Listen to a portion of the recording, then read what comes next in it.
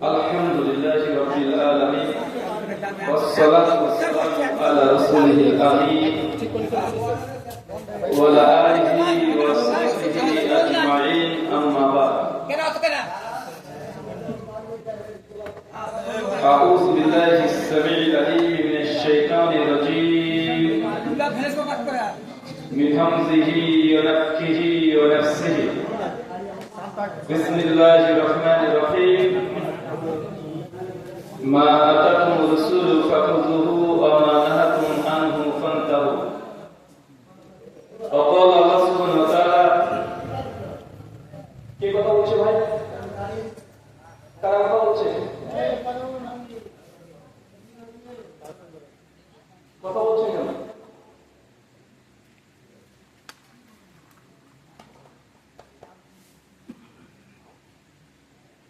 عن عبد الله بن مسعود رضي الله عنه قال قال رسول الله صلى الله عليه وسلم ليس من شيء يقربكم على الجنة وبعيدكم من النار إلا قد أمرتكم به رواه شعب الإيمان للبيهقي إسناده صحيح সমস্ত প্রশংসা সেই মহান সত্তা আল্লাহ সুবহানাহু ওয়া তাআলার জন্য যিনি আমাদের সৃষ্টি করেছেন। শুধু সৃষ্টি করেননি, এই পৃথিবীতে সহস্র কোটি মাখলুকাত সৃষ্টি করার পরে যিনি আমাদের এই মানব জাতিকে সর্বশ্রেষ্ঠ জাতি, সর্বশ্রেষ্ঠ মাখলুকাত এবং সর্বশ্রেষ্ঠ নবী মুহাম্মদ আরবি সাল্লাল্লাহু আলাইহি ওয়াসাল্লামের উম্মত হিসেবে প্রেরণ করেছেন, সেই মহান সত্তা আল্লাহ সুবহানাহু ওয়া তাআলার সংক্ষিপ্ত শুকরিয়া সুজুদ আদায় করি। তার নিজের শেখানো ভাষা দিয়ে সকলে এক বাক্যে পড়ি আলহামদুলিল্লাহ। পরানপুর মাদ্রাসা প্রাঙ্গণে ওয়াক্তে মসজিদের প্রথম বার্ষিকী উন্নতি কল্প এবং উদ্যোগে আজ 21শে জুন 2024 শুক্রবার আপনারা যে আলোচনা সভার আয়োজন করেছিলেন, মহান সত্তা আল্লাহ সুবহানাহু ওয়া তাআলা আপনাদের এই আলোচনা সভাটিকে কবুল করেছেন। এই জন্য আরেকবার শুকরিয়া সুজুদ করি, সকলে করি আলহামদুলিল্লাহ। মহান সত্তা আল্লাহ সুবহানাহু ওয়া তাআলার কাছে দোয়া, এই প্রার্থনা, আল্লাহ সুবহানাহু ওয়া তাআলা আমরা মানুষ, আমরা কম বেশি ছোট বড় ভুল ত্রুটি বিচ্যুতি গুনাহ পাপ অন্যায় করে থাকি। আজকের এই আলোচনা সভার ওসিলায় আমাদের পেছনে ছোট ছোট গুনাহগুলোকে তুমি ক্ষমা করে দাও, সকলে করি আমিন। সম্মানিত সুধী, বাদ মাগরিব থেকে বিভিন্ন আলোচক তারা পবিত্র কোরআনুল কারীম এবং হাদিসে মুবারাকার আলোকে অনেক গুরুত্বপূর্ণ নসিহত তথা উপদেশ আপনাদের সামনে পেশ করেছেন। আজকের এই আলোচনা সভার অন্তিম লগ্নে আপনাদের সামনে উপস্থিত হয়েছি কিছু কথা কোরআনুল কারীম এবং হাদিসে মুবারাকার আলোকে কিছু বলার উদ্দেশ্যে। আজকে যে বিষয়ে গুরুত্বপূর্ণ আলোচনা করব, আলোচনা পূর্বে আপনাদের সঙ্গে আমার 1 মিনিটে একটা কথা। যারা যারা কমিটি কর্তৃপক্ষ আছে, আমার কাছ থেকে প্রোগ্রামের ডেট নেওয়ার আগে সময়টা নিতে হয়। বুঝলাম না, কেউ যদি ফোন করে যে ভাই আমরা অমুক জায়গাতে প্রোগ্রাম নেব, ডেট এত তারিখে, আমি তার সঙ্গে ডেটের পূর্বে কথা বলি কতটা পর্যন্ত প্রোগ্রাম করবেন, মানে কোন সময় আমাকে দিলেন। আগে সময় যদি আমার সঙ্গে কমিটির ম্যাচিং হয়, মিউচুয়াল হয়, তারপরে ডেটটা নির্ধারণ হয়। 11টার 1 মিনিটের পর পর্যন্ত প্রোগ্রাম করি না, করবো না, এটা 100% কথা। চাইলে প্রোগ্রাম কেউ নেবে, নচেত প্রয়োজন নেই আমার। কথা বুঝতে পারলেন না ভাইয়া? আপনাদের কমিটির সঙ্গে আমার তাই কথা হয়েছে যে 11টার 1 মিনিট নয়, আমার যদি ইচ্ছে হয়, যদি ভালো লাগে 10 মিনিট 15 মিনিট 20 মিনিটও বেশি করতে পারে, কিন্তু কমিটি 11টার 1 মিনিটও আমাকে রিকোয়েস্ট করতে পারবে না। যেখানে প্রোগ্রাম নেই, এটা একবার নয় একাধিকবার বলা হয়েছে এবং প্রোগ্রাম করার আগে কমপক্ষে 10 বার এই কথা বলে দিই যে টাইম কখন দেবেন এটাকে নির্ধারণ করে। কমিটি নিয়ে বসেন, বারবার বলেন যে রাত্রি 11টার 1 মিনিট পর্যন্ত কথা বলবে না, মানে আপনাদের রিকোয়েস্টে। আমার ইচ্ছে হলে 10 মিনিট বলতে পারি, কিন্তু আমার ব্যাপার, কিন্তু কমিটি চাপে দিতে পারবে না আমাকে। তারপর আপনাদের যে প্রেক্ষাপট বা পরিস্থিতি, এটা খুব ভালো লাগেনি, তাই কমিটিকে পরিবর্তন হতে হবে।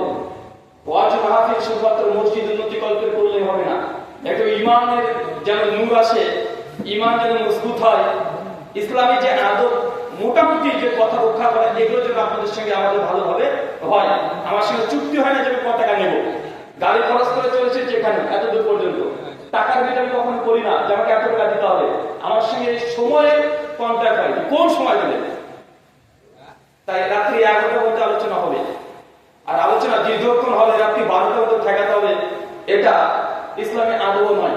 আল্লাহ নবীর একটা ওয়াজ শুনে সে মুসলিম কিতাবুল ঈমান হাদিস নাম্বার 16 রিয়াদুস সালিহিন হাদিস নাম্বার কিতাবুল ঈমানে আছে, একজন অচেনা সাহাবী সে বলছে ইয়া রাসূলুল্লাহ জান্নাত যেতে চায়। কোথায় বলেন তো? কোথায় যেতে চান? জান্নাত। আপনারা কোথায় যেতে চান? জান্নাত। এই মাদ্রাসা কেন তৈরি করা হয়েছে? ব্যবসার জন্য না জান্নাতের রাস্তা দেখানোর জন্য? মসজিদ কেন তৈরি করবেন? শুধুমাত্র মসজিদ এলাকাতে দেখানোর জন্য মসজিদ আছে, না এখানে আল্লাহর সন্তুষ্টির মাধ্যমে জান্নাত? আমাদের প্রত্যেক মানুষের একটাই ডেস্টিনেশন, একটাই টার্গেট ছিল জান্নাত। সাহাবী এসে বলছেন, অচেনা সাহাবী, নাম অচেনা হাদিসে ইমাম নববী রাহিমাহুল্লাহ সাহেব থেকে বলছেন এমন একজন অপরিচিত সাহাবী যার নামও হাদিসে নেই, মানে মাসুম কোন সাহাবী হলে তার নাম হাদিসে আসতো, এসে বলছেন আল্লাহ নবী জান্নাত যেতে চাই, আমাকে কিছু ওয়াজ করে, কিছু নসিহত করে, কিছু আদেশ দেন, কিছু উপদেশ দেন, কিছু নির্দেশ দেন। আল্লাহ নবী তার এই একগ্রতা দেখে, আবেগ দেখে, ওটা তুমি সত্যি যদি জান্নাত যেতে চাও জেনে রাখো তুমি এক আল্লাহর ইবাদত করবে, লা তুশরিক বিল্লাহ, আল্লাহর সঙ্গে কখনো কারো শরীক করবে না। দুই, প্রতিদিন কমপক্ষে 5 ওয়াক্ত যত ওয়াক্তে সালাত তত নামাজ আদায় করবে। তিন, রমাদান মাস যদি ভাগ্যে একবার চলে আসে তাহলে তুমি সিয়াম পালন করবে, মানে রোজা পালন করবে। চার, যদি সামর্থ্য আল্লাহ দেয় তাহলে একবার বাইতুল্লাহ গিয়ে আল্লাহর ঘরে হজ করে আসবে। 5, যদি সামর্থ্য থাকে যাকাত দিবে। 6, মুসনাদ আহমদের রাত আছে আরেকটা অংশ হালাল গ্রহণ করবে, হারামকে বর্জন করে দিবে। চাচা বলেন তো কয়টা কথা বলেছে?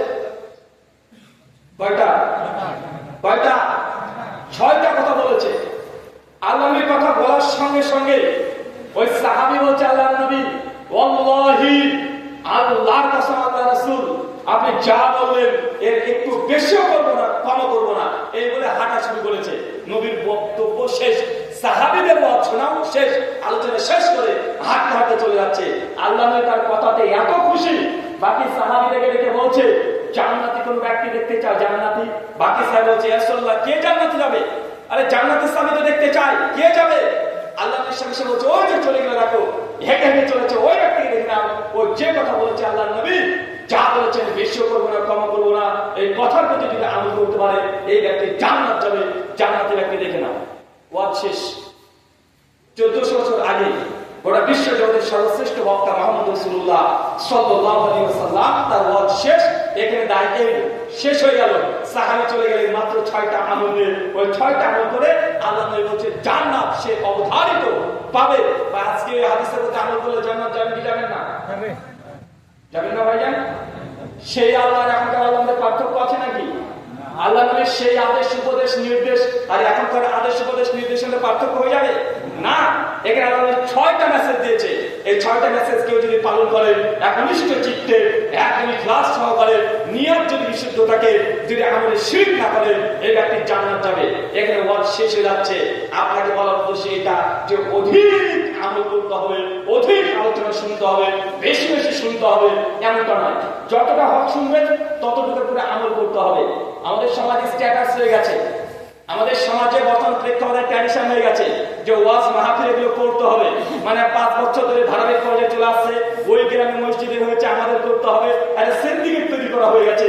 আগে যেমন বিভিন্ন যাত্রা পালা হতো, এখন ওটাকে কনভার্ট করে এখন ওয়াজ মাহফিল একটা রঙ্গমঞ্চ তৈরি করে ছেড়ে দিয়েছে আমরা। আল্লাহ সুবহানাহু ওয়া তাআলা আমাদের প্রত্যেককে কতগুলো তৌফিক দান করে সকলে বলি আমিন। এটা ইসলামী ধর্মশালা, এখানে আপনার কোন নেতৃত্ব মেনে চলবে না, এখানে আদব আখলাক প্রত্যেকটা মেনে চলতে হবে। চাই কমিটি হোক আর চাই বক্তা হোক আর চাই শ্রোতা হোক, 19-20 করা যাবে না। ইসলাম আপনার সেই অধিকার দেয়নি। আল্লাহ বলছেন সূরা বাকারা মুসলমান 2 আয়াত নম্বর 8 উদখুলু সিলমি কাফা, তোমরা ইসলামে প্রবেশ করো একদম পরিপূর্ণভাবে। কিভাবে বলেন তো? পরিপূর্ণ মানে বলছে মানে এক পা ভেতরে এক পা বাইরে নয়। আল্লাহ সুবহানাহু ওয়া তাআলা কোরআনে বলছে ইসলামে যখন প্রবেশ করবে সম্পূর্ণ প্রবেশ করো, মাথা রাখবে ভেতরে দরজা আর পা বাইরে রাখবে, এমনটা যেন না হয়। মানে ইসলামে প্রবেশ করতে হলে সম্পূর্ণ পরিপূর্ণভাবে আপনাকে প্রবেশ করতে হবে। একটু মানবেন না, এটা ইসলাম মানে নয়। মুসলমান আমরা নিজেদেরকে বলি মুসলিম, মুসলিমের বাংলা মানে জানেন? এটা তো আরবি শব্দ। চাচা বয়স 60 হয়ে গেছে মুসলিম, এটা কোন ভাষা? আল্লাহ কোরআনে বারবার বলছে বিআন্না মুসলিমুন, তোমরা বলো, তোমরা সাক্ষী থাকো আমি মুসলিম। সূরা ইমরান 8:63 আল্লাহ বলছে বলো, তোমরা সাক্ষ্য দাও, শাহাদা দাও, বিআন্না মুসলিমুন, আমি তো কেবলমাত্র মুসলিম। মুসলিম তো আরবি শব্দ, বাংলা বললে কি হয় বলেন? জি, মুসলিমের বাংলা মানে কি?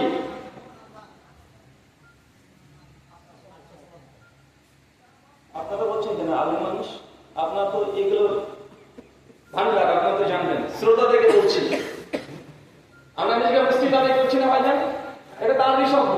বাংলা মানে কি? দেখেন আমাদের অবস্থা, আমরা তো বাঙালি, মানে আরবি কোন শব্দ যদি দেখি বা কোন লেখনী যদি দেখি, রাস্তাতে যদি পড়ে আছে একটা এক পৃষ্ঠা ধরে সাদা কাগজে আরবি লেখা, বাঙালি আমরা আরবিকে ভালোবাসি, আলহামদুলিল্লাহ, অবশ্যই ভালোবাসবেন। আরবি ভাষা আমাদের হৃদয়ের ভাষা, ভালোবাসার ভাষা। কিন্তু বাঙালি এতটাই আমরা অজ্ঞ, কেউ যদি আরবিতে 2-4 পৃষ্ঠা গাল লিখে দেয়, গালিগালাজ খিস্তি আরবি ভাষাতে যদি লিখে দেয়, ওই রাস্তাতে পড়ে গেলে সংসার তুলে কোরআন মসজিদ মনে করে চুমুকে পকেটে করে ফেলে, আছে না ভাইজান? 2-4 পৃষ্ঠা গালিগালাজ দিয়ে দেয়, ও মনে করবে এটা কি না কি করে দেয়, মানে আরবিতে পেয়েছে, ওই বিষয়ে চুমু খেয়ে পকেটে করে ফেলবে। মুসলিম বাংলা হচ্ছে আত্মসমর্পণকারী, সার্ভেন্ট অফ আল্লাহ, আল্লাহর কাছে নিজেকে সমর্পণ করে দেওয়া। মুসলিম ওই ব্যক্তিকে বলে যে তার সমস্ত ইচ্ছা, আপনার সমস্ত ইচ্ছা 1% না 100 সমস্ত ইচ্ছাকে আল্লাহর কাছে যদি সমর্পণ করে দেন, তাহলে আপনাকে আরবি ভাষাতে বলে মুসলিম। এখন তার মুসলিম যদি নিজেকে দাবি করেন, জেনে রাখবেন আপনি আপনার নিজের ইচ্ছা মতো একটা পায়ে ভাত ফেলতে পারবেন না। যদি একটা পায়ে ভাত ফেলতে হয়, সেটা আল্লাহ এবং তার রাসূল যেভাবে বলেছে ওইভাবে ভাত ফেলতে হবে। দেখবেন চাচা বাথরুম ঘরে ঢোকেন প্রস্রাব পায়খানা করতে, ঢোকেন না? না, এটা বলতে আপনাদের কষ্ট হয়ে যাচ্ছে। বাথরুমে প্রস্রাব পায়খানা করতে ঢুকি তো আমরা। আচ্ছা, একটা মুসলমান প্রস্রাব পায়খানা যদি চাপায়, মন চাইলে আর বাথরুমে ঢুকে যেতে পারে? আচ্ছা, হিন্দু পন্ডিতের যদি প্রস্রাব পায়খানা চাপায়, ও যে কোনো ভাবে টিপবাজি মেরে হোক আর দৌড়তে দৌড়তে গিয়ে হোক, ও বাথরুমে গিয়ে ঢুকে প্রস্রাব বাথরুম করে চলে আসবে। কিন্তু মুসলিম যখন নিজেকে দাবি করবে, বাথরুমে যেতে হলেও নিজের ইচ্ছা মতো পায়ে ধাপটা ফেলা যায় না। যখন বাথরুম ঘরে ঢোকে, মুসলিম হলে কোন পা ঢুকবে? কোন পা?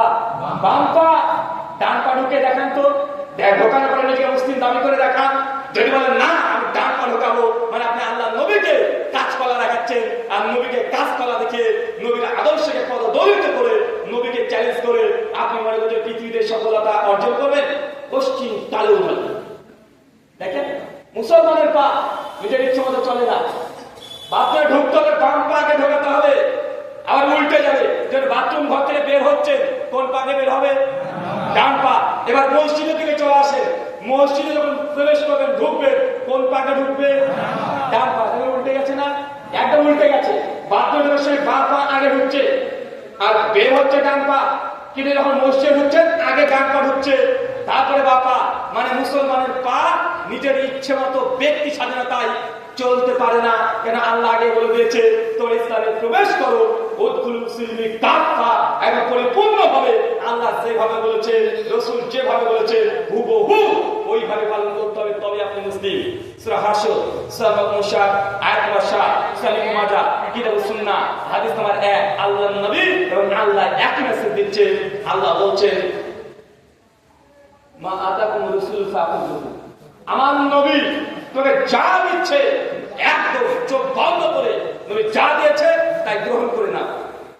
আর নবী যা দেয় না তাকে বর্জন করে দাও, যত ভালো হোক না কেন, যত ভালো হোক না কেন, নবী যেটা দেয় নাই সেটাকে বর্জন করে দাও। আচ্ছা, আমাদের সমাজের চিত্র একটু দেখায়, আপনি রাগ করতে পারেন, এই এত কথা কেন রে ভাই, কি সমস্যা? তারা তো দিকে চলে যান না, পেছনে যান। আমাদের সমাজে এই হাদিস ত্যাগের কোণের আয়াতকে যদি সামনে রাখি, ভাই মনে হয় যে আল্লাহর নবী যেভাবে আমাদেরকে আদেশ করেছেন, নির্দেশ দিয়েছেন, সেইভাবে আমরা চলি। কোন দিকে চলে? আচ্ছা, এলাকাতে বিয়ে শাদী হয়, বিয়ে শাদী হয়, সহিহ বুখারী কিতাবুন নিকাহ হাদিস নাম্বার ৫৬৩ আল্লাহ নবী বলেছেন নিকাহ মিনাস সুন্নতি, বিবাহ হচ্ছে আমার সুন্নাত, ফামান রাগিবান সুন্নতি ফালাইসা মিন্নি। আর যার সামর্থ্য আছে তারপর বিবাহ করছে না, এটা একটা আমাদের দলভুক্ত না। তার মানে বোঝা গেল বিয়ে করা এটা একটা ইবাদত, কি ইবাদত নয়? ইবাদত। আচ্ছা, আপনি যখন হজ করতে কোনো মানুষ যায়, তাহলে ভাবটা আলাদা থেকে হজ করতে যাচ্ছে, কেন? একটা ইবাদত। যখন নামাজ পড়তে যায়, মানুষ মনে করছে এটা একটা ইবাদত। যাকাত দিতে যাচ্ছে, মানুষ মনে করছে এটা ইবাদত, একটা ভাব আলাদা। কুরবানি করার সময় কুরবানি করছে একটা ইবাদত মনে করে। কিন্তু আপনি যখন বিবাহ অনুষ্ঠানগুলো করছেন বা করাচ্ছেন, সেই সময় বিয়েকে আপনি ইবাদত মনে করেন? আচ্ছা, কারা কারা বিয়ে করেছেন হাত তোলেন তো? এই কয়জন? আচ্ছা, বিয়ে আপনার মেয়ে, বিয়ে যে একটা ইবাদত, বিয়ে যে একটা ইবাদত, নামাজ পড়া ইবাদত, অনুরূপ ইবাদত বিয়ে করা। এই বিয়েটাকে কখনো ইবাদত মনে করেছেন আপনি? কখনো ভেবেছেন যে বিয়েটা হচ্ছে ইবাদত? আর বিয়ে যদি ইবাদত হয়, আপনি যে আপনার মেয়ের বিয়ে দিচ্ছেন, অর্থাৎ ছেলের বিয়ে দিচ্ছেন, অর্থাৎ নিজে বিয়ে করছেন, এই বিয়ে সম্পূর্ণ বিয়েটা এটাকে ইবাদত মনে করে করছেন, এবং যা যা করছেন তাকে ইসলামের সঙ্গে সবিরোধিতা হচ্ছে কি হচ্ছে না একবার আপনি দৃষ্টি দিয়ে দেখবেন। আচ্ছা, বিয়ের আগে আপনার জায়গায় হলুদ মাখা প্রথা আছে? হ্যাঁ, আছে না? আচ্ছা, কারা কারা বিয়েতে হলুদ মেখেছে এটা হাত তুলে দেখি তো। আহা, আচ্ছা, কে হলুদ মাখিয়েছে ভাই? ভাবি? আচ্ছা, মাসি, মা আর পিসি। আচ্ছা, ভাবি মাখায় না? হ্যাঁ, ভাবি তো মাখায় নাকি? আচ্ছা, বিয়ের একদিন আগে গোসল করে দেয় না, বা বিয়ের সকালবেলা একদম এমনি তো আছে, সকালে বিয়ে করতে যার আগে গোসল করে দিচ্ছে, আছে? সূরা আবু দাউদ ৫৬৪ নম্বর হাদিস। আবু হুরায়রা রাদিয়াল্লাহু আনহু বলছেন যে আল্লাহর নবী আলাইহিস সালাম বলছেন, কোন সন্তান ছেলের বয়স যদি ৭ বছর হয়ে যায়, তাকে নামাজের আদেশ করো। বয়স যদি ১০ হয়ে যায়, তাদের বিছানাকে আলাদা করে দাও। কি আলাদা করে দাও? বিছানা আলাদা করে দাও। উবাইদুর রহমান মুরাক্কুবি রাহিমাহুল্লাহ এই হাদিসের ব্যাখ্যায় তাফাতুল আওয়াজের মধ্যে বলছে, আল্লাহর নবী কেন বললেন যে এক বিছানাতে যদি ছেলের বয়স ১০ হয়ে যায় বা মেয়ের বয়স ১০ হয়ে যায়, এক বিছানায় ঘুমানো জায়েজ নয়, হারাম। আল্লাহ নবী এত কঠিন কথা কেন বললেন? কেন জানেন? একজন ছেলের বয়স যখন ১০ বছর হয়ে গেছে, তার ম্যাচুরিটি হয়ে গেছে, সে প্রাপ্তবয়স্ক, তার বউ পড়তে শুরু করেছে, কণ্ঠস্বর পুরুষ পুরুষ ভাব চলে এসেছে, তার রাত্রে স্বপ্ন দোষ হচ্ছে, মানে শরীর স্পাম তৈরি হচ্ছে, সেক্সুয়াল হরমোন এরও তৈরি হচ্ছে, শরীরে টেস্টোস্টেরন হরমোন তৈরি হচ্ছে, যার কারণে স্লিপ জাগতে পারে। দুই ভাইও যদি এক বিছানার মধ্যে বিছানা শেয়ার করে শুয়ে থাকে, রাত্রিবেলাতে শয়তান সে তাদের মধ্যে অসুস্থা দিয়ে কোনো খারাপ হারাম কাজ করে দিতে পারে। অথবা দুই ভাই বোন যদি এক বিছানায় শুয়ে থাকে, তারপরেও শয়তান অসুস্থা দিয়ে তাদেরকে পথভ্রষ্ট করে দিয়ে হারাম কাজে লিপ্ত করে দিতে পারে। আল্লাহ নবী এই জন্য বললেন যে এক বিছানার নিচে শুতে পাবে না, এক বিছানার নিচে ঘুমানো যাবে না। আর ঘুমাতে যদি হয়, যদি সম্ভব না হয় দুটো বিছানা আলাদা করা, তাহলে দুটো চাদরকে আলাদা করে দাও, মানে এক চাদর নিচে একজন ঘুমাবে। এটা কি? এটা আল্লাহ নবীর দিয়ে যাওয়া ইসলাম। এক চাদরের নিচে দুই ভাই ঘুমাতে পারবে না, দুই বোন ঘুমাতে পারবে না। কেন? কারণ একে অপরের অঙ্গ প্রত্যঙ্গ গোপন সিক্রেট পাঁচগুলো দেখে নিতে পারে, শয়তান সে অস্ত্র দিতে পারে, যার বাস্তব দৃষ্টান্ত এখন দেখতে পাচ্ছেন। কয়েকদিন আগে আমাদের ভারতবর্ষে, মাত্র ২ বছর আগে, সমকামিতা, LGBTQ তথা লেসবিয়ান, গে, সমকামিতা বা এই নামগুলো শুনেছেন? হ্যাঁ, এগুলো তো শুনবেন না, আপনার তো ফেসবুকে রিলস দেখা যায় আর টিকটক ভিডিও দেখতে পান ভালো। আচ্ছা, স্যান্ডিশা আগে চেনেন? হ্যাঁ, কথা বলছেন না, লজ্জা করছেন নাকি? স্যান্ডিশা আগে চেনেন না? চেনে, হাত তুলবে না। স্যান্ডিশা ছিল একজন ছেলে, এখন হরমোন থেরাপি নিয়ে আস্তে আস্তে হয়ে যাচ্ছে মেয়ে। কিছুদিন আগে আন্দোলন চললো না, যদিও দেখতে আমি ছেলের মতো, কিন্তু আমি ছেলের মতো দেখতে হলেও আমি নিজেকে মেয়ে মনে করি। এবং ছেলে ছেলের সঙ্গে বিয়ে করছে, মেয়ে মেয়ের সঙ্গে বিয়ে করছে। ভাই, ঘটনা সচরাচর দেখতে পাচ্ছেন না? ছেলে ছেলেকে বিয়ে করে চলে আসছে, মেয়ে মেয়েকে বিয়ে করবে চলে আসছে। আল্লাহ এই আশঙ্কা করছে যে এটা অবসঙ্গী হওয়ার কথা, যেটা লূত আলাইহিস সালামের কওমের মধ্যে দেখা দিয়েছিল, ছেলে ছেলের সঙ্গে নোংরামি যৌন ক্রিয়া এই কাজগুলো করতো। আল্লাহ নবী তার জন্য বলছে এক বিছানার নিচে ঘুমাতে পারবে না কেন? দুই ভাই বোনের সঙ্গে হাতের সঙ্গে হাত লেগে যেতে পারে, শরীরের সঙ্গে স্পর্শ লাগতে পারে। এখন আমার প্রশ্ন এটা, যদি দুই আপন ভাই ছেলে মানুষ দুই ভাই এক বিছানায় ঘুমাতে না পারে, গায়ের সঙ্গে গা গোপন অংশে যদি ঘষতে না পারে, তাহলে আপনি বিয়ে করতে যাওয়ার আগে পাড়ার মানুষ আপনার মেয়েটি যার 22-24 বছর বয়স তাকে কিভাবে ঊর্ধ্বলঙ্গ অবস্থাতে তাকে হলুদ শরীরে ডলে ডলে ঘষে ঘষে লাগায়, এটা কিভাবে জানা যেতে পারে? হিসাবে তো ধরে না। আচ্ছা, আপনার মেয়েকে পাড়ার মানুষ হিসেবে হলুদ লাগাচ্ছে, আপনি তো বাপ, আপনি লাগান না কেন আপনার মেয়ের গায়ে শরীরে? কেউ লাগান না, বাপ বলছো না এটা আমার মেয়ে, ভাবো আমি তার গোপন দিকে রাখবো। আরে আপনার জন্য যদি জায়েজ না হয়, পাড়ার মানুষের জন্য জায়েজ হয় কিভাবে? এটা ইসলামী প্রথা বানিয়ে নিলেন। হলুদ ইসলামী প্রথা নয়, ও ইসলামিক কৃষ্টি কালচার। সেই বুখারী 5068 নম্বর হাদিস, ইবনে মাসউদ রাদিয়াল্লাহু আনহু তিনি হাদিস বর্ণনা করছেন, আল্লাহর নবী তিনি বলছেন, কোন বেপরদা নারীর সামনেও একটা পর্দানাসীন নারী যার তার সৌন্দর্য প্রকাশ না করে। কথা বুঝতে পারলেন না? মানে আপনার বোন বা আপনার স্ত্রী পর্দা করে, হিজাব মেইনটেইন করে, বোরকা পরে, কিন্তু আপনার বোন বা স্ত্রী নিজে বেপরদা নারী, যে বেনামাজি, পর্দা করে না, মডার্ন পোশাক পরে ঘুরে বেড়ায়, আপনার স্ত্রী যদি পর্দানাসীন হয়, ওই মেয়ে মানুষের সামনেও সে পর্দা খুলতে পারবে না, নিষিদ্ধ। আল্লাহ নবী বলছেন এই জন্যই, কারণ ওই মেয়েটি এই পর্দাসীন নারীর সৌন্দর্য দেখে তার স্বামীর কাছে গিয়ে গল্প করবে, জানো হুজুরের বউকে দেখলাম কি সুন্দর দেখতে গো, সবসময় বোরকা পরে থাকে, ভিতরে কত সুন্দর ফকফকে সাদা, ঠোঁটগুলো কি সুন্দর লাল, মনে হচ্ছে আমি একটা কিস করে দিই। এরকম বদমাশ মেয়ে আছে না নাই? বলেন। আলোচনা কঠিন মনে হচ্ছে আপনার জন্য? কঠিন হলে কিছু করার নেই। আল্লাহ 1400 বছর আগে এই কথাগুলো আরবিতে বলে গেছিলেন। আপনি বাঙালি, আরবি বুঝেন না, তাই আপনাকে বাংলাতে খোলা করে একদম খোলা করে আপনাকে বোঝার চেষ্টা করছি, যেন আপনি বুঝতে পারেন। এই কথাগুলো বললে আমার বাপের 5 বিঘা সম্পত্তি কমে 10 বিঘা হয়ে যাবে না, বাড়বেও না, কমবেও না। আপনাকে এই কথা বললাম, এটা আল্লাহর নবী আলাইহিস সালাম এইভাবে বলে গেছে আপনাকে বোঝানোর জন্য যে ইসলাম এটা। আপনি যদি মানতে না চান, আমাকে গালি দিয়ে, আমার উপর রাগ করে, আমার উপরে গুসা করে, আমার কোনো লাভ নাই, ক্ষতিও নেই। আর আমার উপরে রাগ করা মানে চরম অন্যায়। কথা হলো আমার না, কথা হলো নবী, আর কথা হলো আল্লাহ বলেছে আমি তো মাধ্যম। সূরা গাশিয়া 88 আয়াত নম্বর 21 আল্লাহ বলেছেন, ফাযাক্কির ইন্নামা আনতা মুযাক্কির লাস্তা আলাইহিম মুসাইতির, যে তোমাদের কাজ ইসলামকে প্রচার করা। আমাদের যারা দাঁড়া দরবে পাঠায়নি আপনার কাছে সেই ইসলাম কথা বলবো, মানতে চাইলে মানবেন না, মানবেন না। কুলিল হাক্কু মির রাব্বিকুম ফামান শাআ ফালামিন। আল্লাহ যে বলে সত্য এসেছে, আল্লাহর পক্ষ থেকে যার ইচ্ছা গ্রহণ করবে, যে গ্রহণ করবে সে সফল হয়ে যাবে, আর যে প্রত্যাখ্যান করবে, উল্টো পথে চলবে, সত্য জানার পরে, ইসলাম জানার পরে কিয়ামতের মাঠে তারা অবশ্যই পাকড়াও হবে। সেই দিন আমি আপনার পাশে যাব না, আপনার পিতা মাতা যাবে না, মসজিদের ইমাম সাহেব যাবে না, মাদ্রাসার খতিব সাহেব তিনিও যাবে না। আপনি জেনে রাখেন এই কথাগুলো আপনাকে যেগুলো বলছি, গ্রহণ করলে কল্যাণ আপনার, যদি গ্রহণ না করেন আমার লাভও নেই, আমার ক্ষতিও নেই। আমার লাভ ক্ষতি আছে? কথা বলেন, লাভ ক্ষতি আছে? আমার লাভও নেই, ক্ষতিও নেই। তার জন্য আপনাকে বলছি, বিয়ে এটা হচ্ছে ইবাদত।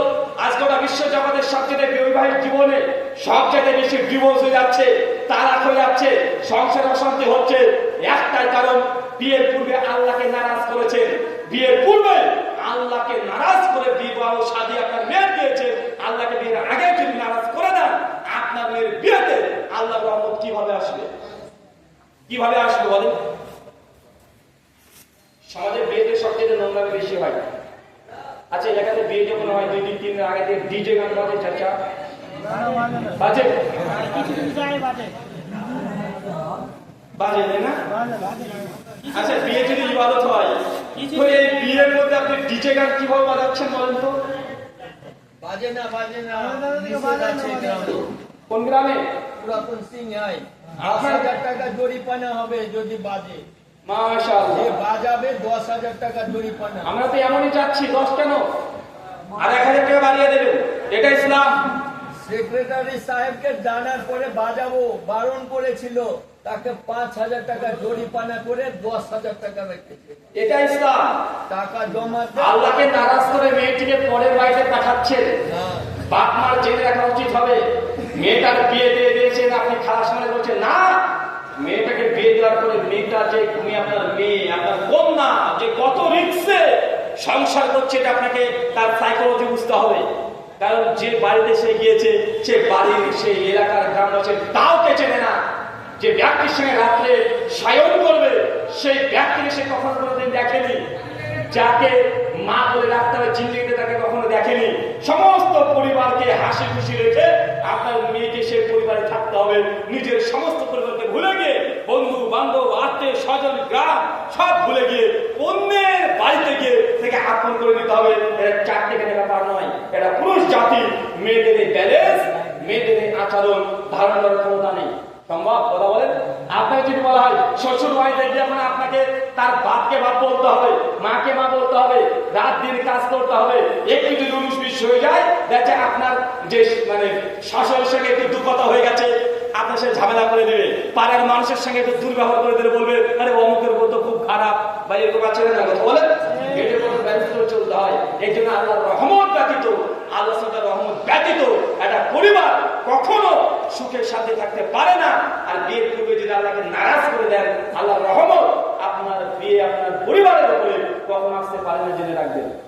ভারতের রিপোর্ট বলছে বিয়ে করার পরে শতকরা 2.5%, 5.7% মেয়েদের ডিভোর্স হয়ে যাচ্ছে। মানে 100টা যদি এলাকাতে বিয়ে হয়, কমপক্ষে 57খানা সরকারি ভাবে কি হচ্ছে, ডিভোর্স হয়ে যাচ্ছে। চাকরির বাবা মনে করছেন কেন হচ্ছে? কারণ কি?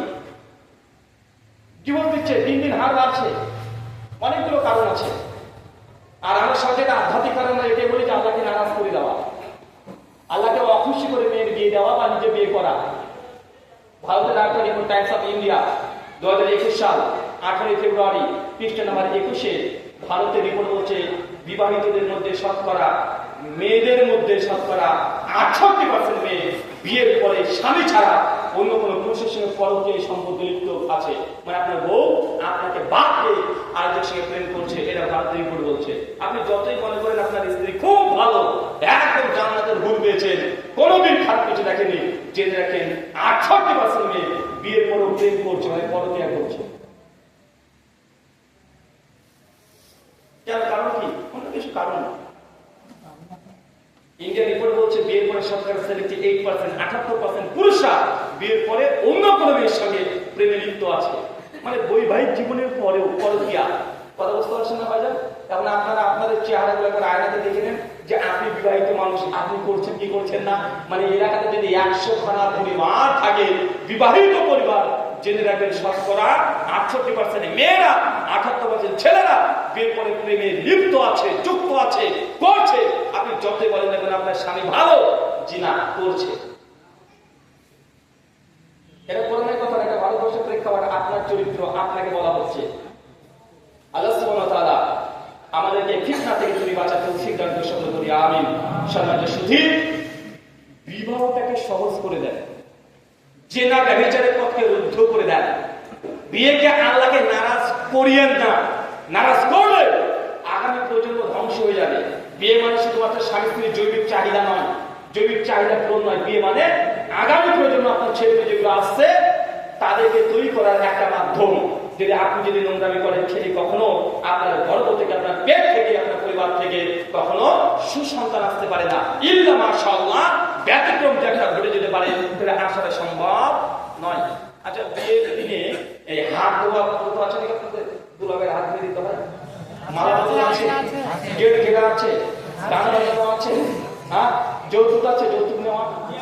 হ্যাঁ, আচ্ছা, যারা বিয়ে করেছেন তারা যৌতুক নিয়েছেন, যৌতুক যারা নিয়েছেন, চাচা যৌতুক নিয়েছেন?